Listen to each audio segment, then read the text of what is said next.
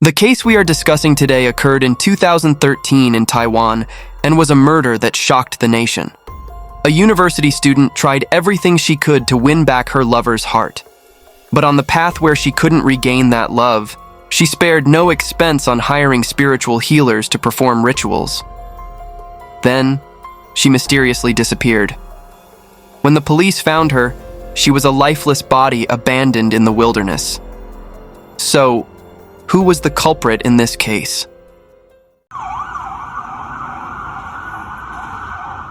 Let's go back to May 9th, 2013, when the Xinzhuang District Police Department in Xinbei City, Taiwan, received a missing person report. The missing person was a 26-year-old woman named Daisy Chen. Normally, besides working during the day, she also attended night classes at Fujian Catholic University, one of Taiwan's top 4 universities. It was because Chen hadn't attended school for over 10 days that the university reached out to her family. This raised an important question. Why did it take more than 10 days for her family to file a police report? After some investigation, it was discovered that the report was made by one of Chen's relatives. Orphaned at a young age, Chen was raised by her paternal grandparents and had an older brother. However, her brother was a drug addict, living a life constantly on the run to avoid police capture. The two siblings rarely communicated with each other. Chen and her brother only met once or twice a year, so he had little knowledge of her day-to-day life. As a result, they couldn't provide any useful information. When the police visited the Foreign Languages Department at Fujian Catholic University, where Chen studied, her classmates said she usually kept to herself, and no one ever saw her with any friends. So, where could she have gone? The police retrieved Chen's phone records and discovered her last call was made on April 27th. The signal indicated that she was in Jiayi, a city in southern Taiwan. Jiayi is over 620 miles from her usual residence in Xinbei City, which is more than half the length of Taiwan. Why did she go there? This could be related to her disappearance. The police continued to investigate based on her phone records. On April 27th, she had called 2 unknown numbers. After investigating, they found both numbers were unregistered temporary numbers, and no one answered when they called back. In the days leading up to this, Chen had been in frequent contact with one phone number. The owner of this number was named Wen Jin. The police believed that Wen Jin might have had a close relationship with Chen, so they decided to start their investigation with him.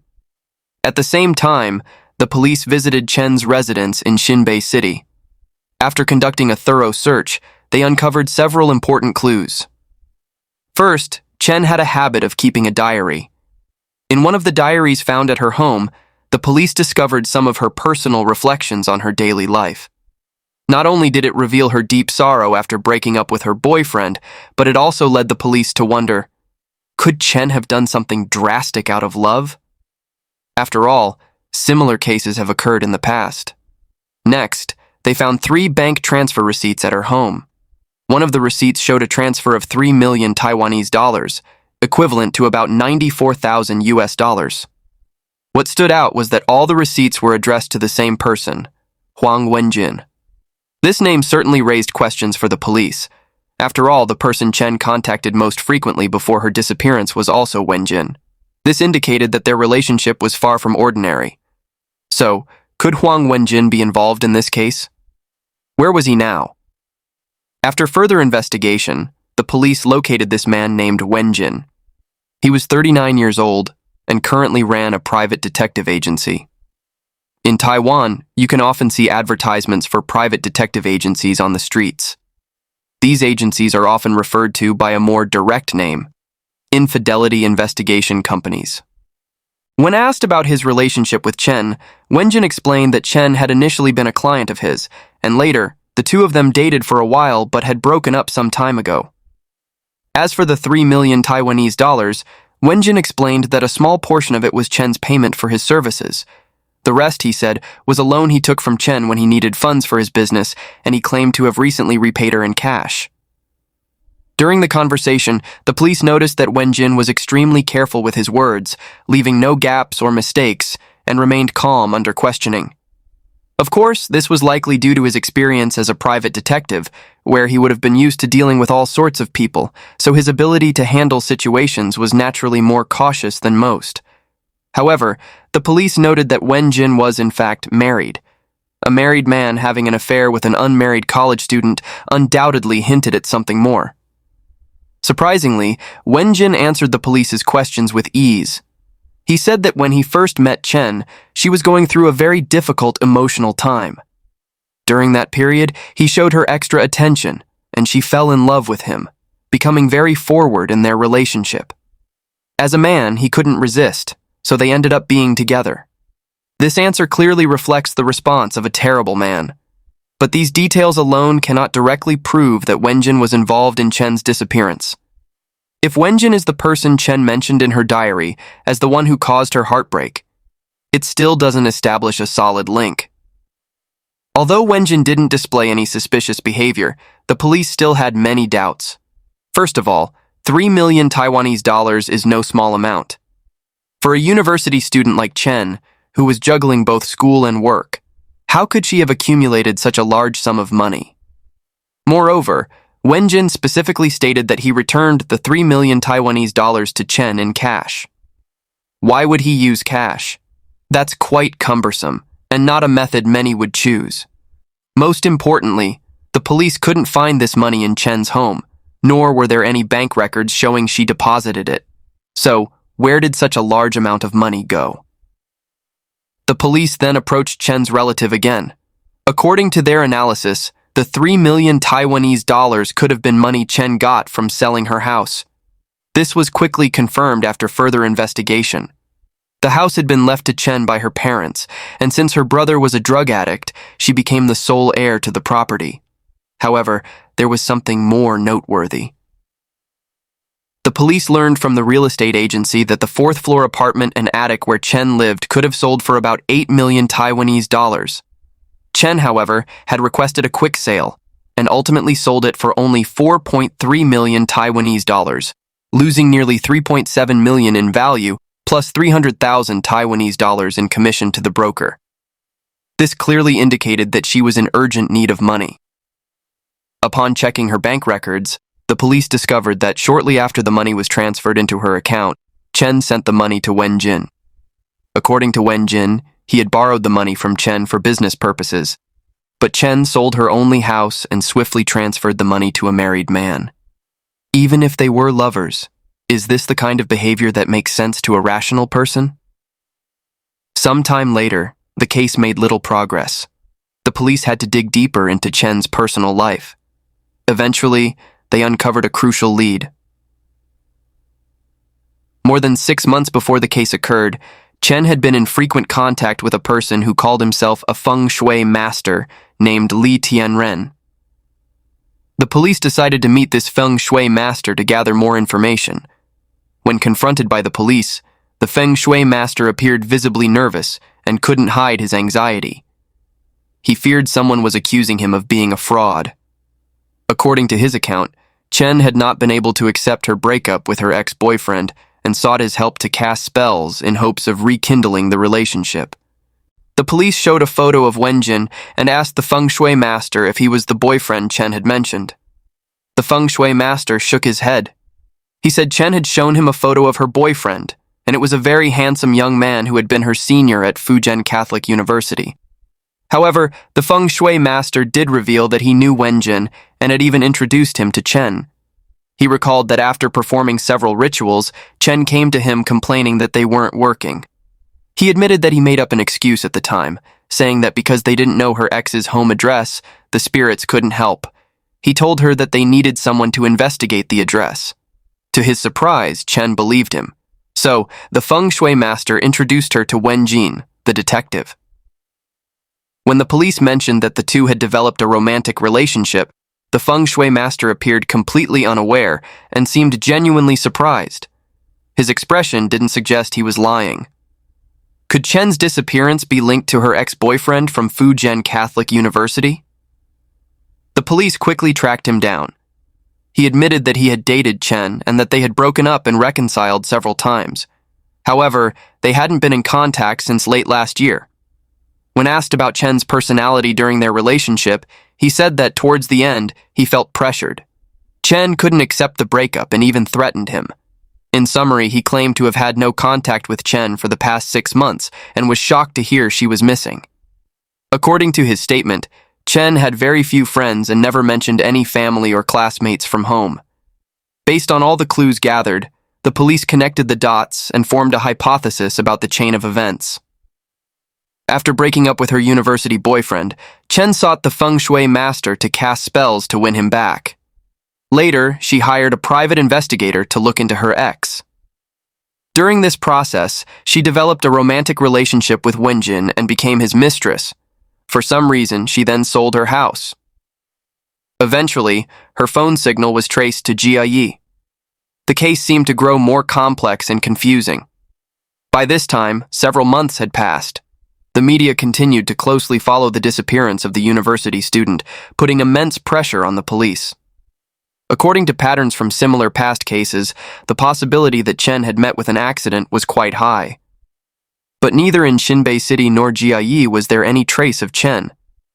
No one had reported discovering any bodies. In fact, the police still had lingering doubts about the appearance of Chen's phone signal in Jia Yi. They wondered if Chen had actually gone to Jia Yi or if her phone had been stolen.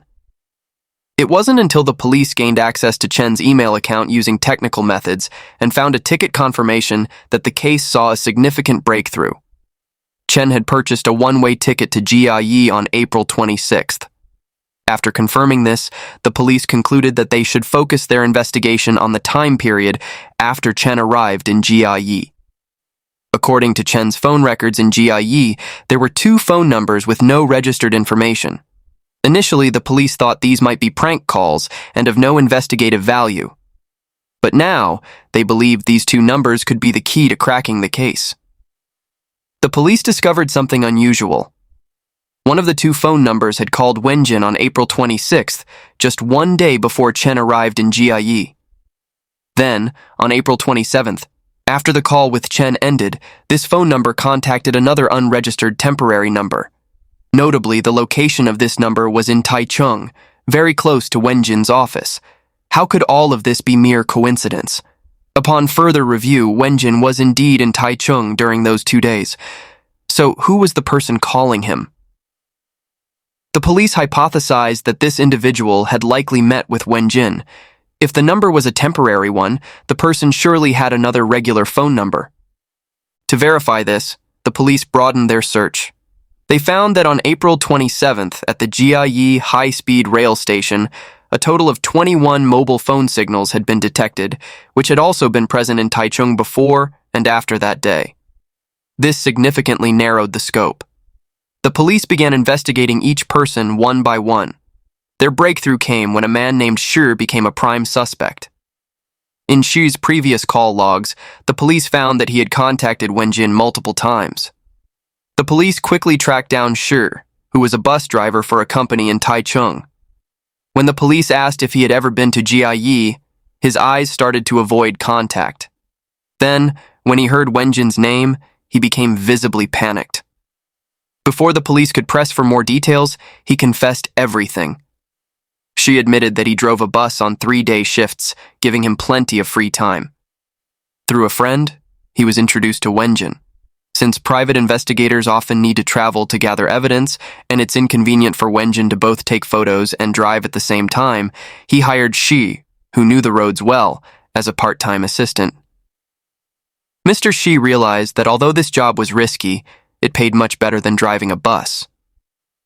Working with Wenjin had always gone smoothly, so the task on April 27th in Jia Yi seemed just like the ones they had completed together before. Around 2:30 p.m. that day, following Wenjin's instructions, Mr. Shi picked up Chen at the Jia Yi high-speed rail station. After she got into the car, Mr. Shi handed her a bottle of mineral water containing a sedative.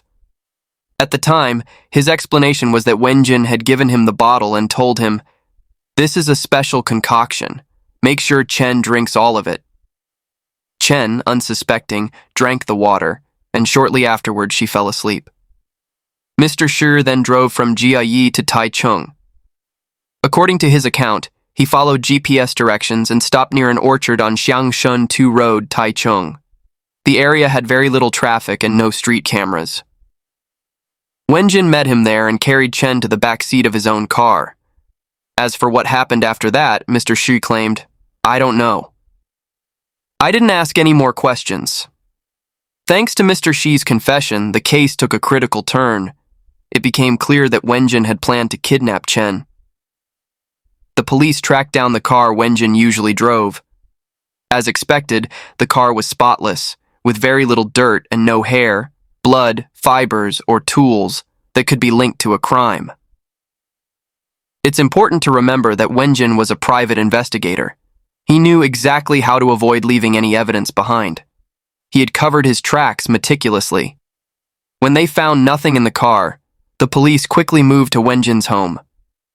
Armed with a search warrant, Wenjin had no choice but to reluctantly cooperate. It didn't take long for the police to discover some shocking items, including a gun, 30 grams of illegal substances, and an encrypted USB drive. The police immediately suspected that the USB might contain evidence of Wenjin assaulting Chen. After technicians decrypted the USB, the contents were horrifying. The drive contained videos of Wenjin engaging in sexual activities with 4 different women, including Chen. It turned out that the seemingly serious detective had disturbing inclinations. There was also a video of Chen showering, secretly filmed by Wenjin. In the footage, Chen had numerous red symbols on her body, which seemed to indicate that some sort of ritual was being performed. This raised concerns about the feng shui master who had introduced Chen and Wenjin. Could her disappearance be linked to this? After all, Taiwan is known to have various strange cults, many of which have been involved in scams and even murder cases. The most frustrating part was that these videos could not be used to convict Wenjin. The police thoroughly searched both Wenjin's home and office, but they couldn't find any clues that directly proved Chen had been murdered. However, they were at least able to hold Wenjin on charges of illegal possession of firearms and drugs. Facing accusations of murder, Wenjin steadfastly denied everything. Even when confronted with Mr. Xu's strong testimony, he continued to insist that he had nothing to do with Chen's disappearance. The police were exasperated. The only option left was to engage in a long battle of wills with Wenjin, hoping to eventually break down his psychological defenses. It must be said that Wenjin's mental endurance was remarkable. The police interrogated him almost once a month. Although they didn't use force, each session was a challenge. Time passed, and it had been 10 months since Chen disappeared. Just when the investigation team was nearly exhausted during the 11th interrogation, Wenjin suddenly confessed. He finally admitted that he had killed Chen and buried her body in a remote area. The reason for his confession was just as unexpected. He said that he couldn't sleep soundly at night, constantly being woken up by the same nightmare. In the dream, he would see Chen standing by his bed, violently shaking it. Perhaps this reflects the old saying, "If you have a clear conscience, you won't be afraid of ghosts knocking at your door." His confession certainly brought relief to the police. Now, everyone was waiting to learn the truth. So how did Wenjin kill Chen? To explain the motive for the murder, the story starts with how Wenjin and Chen met. Introduced by the feng shui master, Chen hired Wenjin to investigate personal information about her ex-boyfriend, who was her senior at university. Initially, Wenjin pretended to help her find the ex-boyfriend's home address. After learning about her intentions and superstitious nature, he deceived her by claiming that he also knew how to perform rituals. Chen believed him and arranged to meet with him for a ritual. After a few meetings, Wenjin became attracted to Chen's appearance and developed malicious intentions. During their first ritual, Wenjin took her to a motel in Taichung. He spiked her water with sedatives and then instructed her to bathe. Once the drugs took effect, he carried the unconscious naked Chen to the bed, took strands of her hair and nails, and used red ink to draw symbols on her body. The entire process was secretly filmed by Wenjin. He not only watched it himself, but also intended to use the footage as blackmail if needed in the future. Coincidentally, a week later, Chen's ex-boyfriend reached out to her, which made Chen believe even more in Wenjin's magical abilities. However, this also caused her to fall deeper into the trap Wenjin had set. At that time, Chen had just gone through a breakup and was emotionally vulnerable. Wenjin showed her a lot of attention and actively encouraged her to move on from her past relationship. Being 13 years older than Chen, Wenjin used his advantage as a mature, experienced man to fulfill her emotional needs. Before long, he successfully seduced her. Moreover, Wenjin discovered that Chen was quite naive, and he started calculating how he could profit even more from her. What Wenjin hadn't anticipated was that Chen had truly moved on from her ex and had fallen deeply in love with him. At one point, Wenjin casually mentioned that he needed money, and Chen immediately offered to sell her house so she could lend him the money. Wenjin was secretly delighted. He couldn't believe he had found such a love-struck woman who would give him a large sum of money without much effort. However, Wenjin soon realized that the closer his relationship with Chen grew, the more controlling she became. From the videos on the USB drive, it was clear that Wenjin had a promiscuous nature and complicated relationships with various women. But for him, those other women were just fleeting flings. On the other hand, Chen was serious about him. She even hoped that Wenjin would divorce his wife for her and forbade him from seeing any other women besides herself. By February 2013, Wenjin used the excuse of reconciling with his family to suggest breaking up. Chen, unwilling to lose both him and the money she had given him, threatened to expose their affair to his wife. This intense pressure became unbearable for Wenjin. He figured that if Chen disappeared, not only would he be free from her constant demands, but he also wouldn't have to repay the 3 million Taiwanese dollars, around $94,000. It was, as they say, killing two birds with one stone. This malicious thought took root and began to grow. Wenjin quickly set his plan in motion. First, he arranged a trip to Jiayi with Chen for a few days, set for April 27th. Chen purchased the ticket in advance and traveled to Jiayi high-speed rail station. On the day of the trip, Wenjin made up an excuse about urgent work preventing him from joining her and asked Mr. Shi, who frequently helped him with driving, to pick up Chen. Chen, completely unsuspecting, not only got into the car but also drank the water Mr. Shi handed her. That afternoon, Shi delivered the drugged Chen to Wenjin. At his residence, Wenjin used a particularly cruel method to kill Chen. He attached a gas canister with a nozzle and sprayed gas into her nose and mouth while she was unconscious for about 10 minutes, ultimately causing her death due to oxygen deprivation to the brain.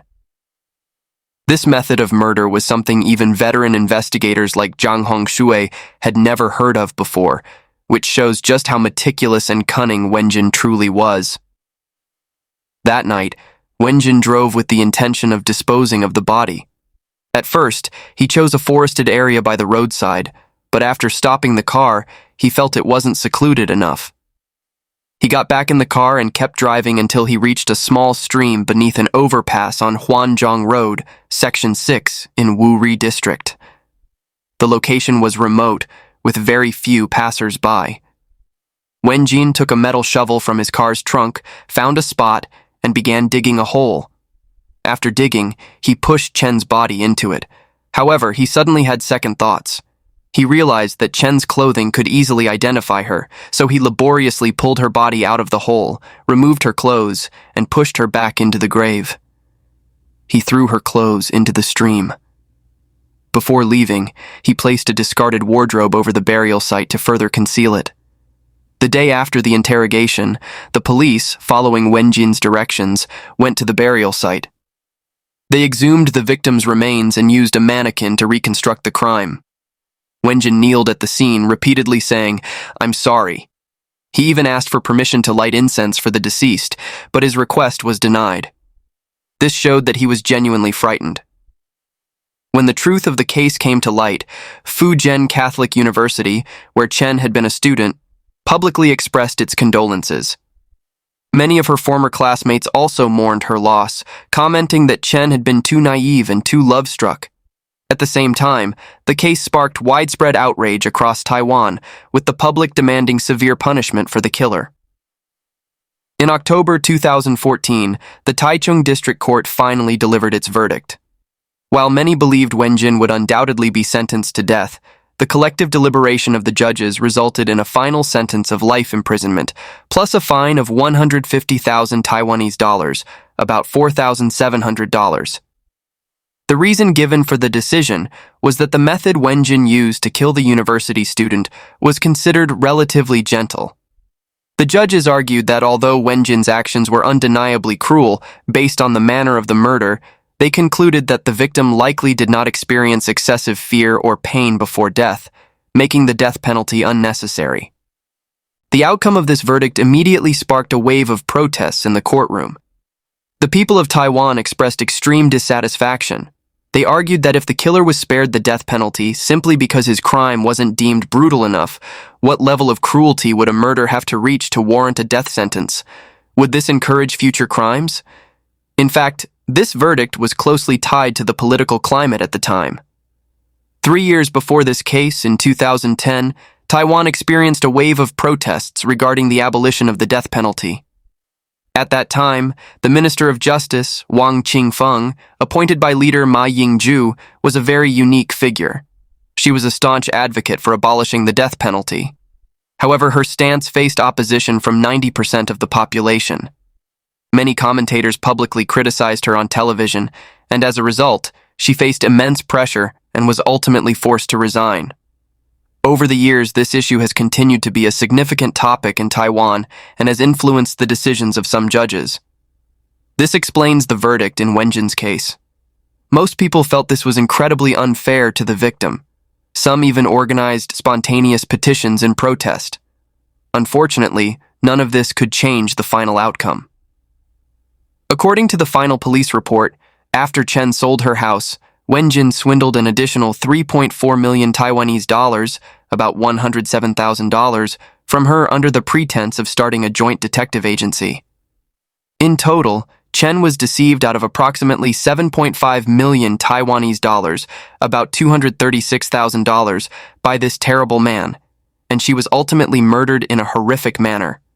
Meanwhile, Wenjin was fined only 150,000 Taiwanese dollars, about $4,700, a mere fraction of the money he stole from Chen. A young woman, deeply in love, was tragically taken from this world, while her killer continues to live and breathe freely behind bars with a life sentence. This outcome has left many shaking their heads in disbelief. While mourning for Chen, many also reflected on how her family environment may have shaped her personality.